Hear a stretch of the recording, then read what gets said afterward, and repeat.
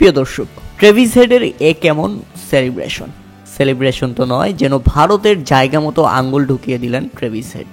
বলতে খারাপ শোনা যাচ্ছে, তবে এটাই সত্যি। ট্রেভিস হেড ভারতকে ইঙ্গিত করে যে সেলিব্রেশন করেছেন, তাতে ভারতকে এক হাত নিয়েছেন তিনি, সেটাই স্পষ্ট।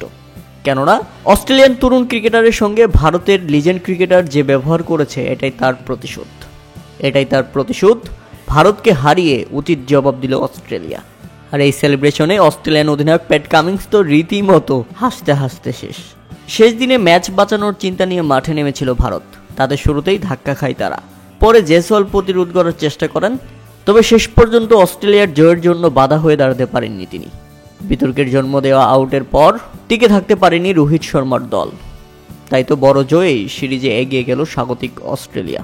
মেলবোর্ন বক্সিং টেস্টে ভারতকে 184 রানের বিশাল ব্যবধানে হারিয়ে 5 ম্যাচের সিরিজে 4 ম্যাচ শেষে 2-1 ব্যবধানে এগিয়ে গেছে প্যাট কামিন্সের দল। এই জয়ে বিশ্ব টেস্ট চ্যাম্পিয়নশিপের ফাইনালের পথেও অনেকটা এগিয়ে গেল অস্ট্রেলিয়া।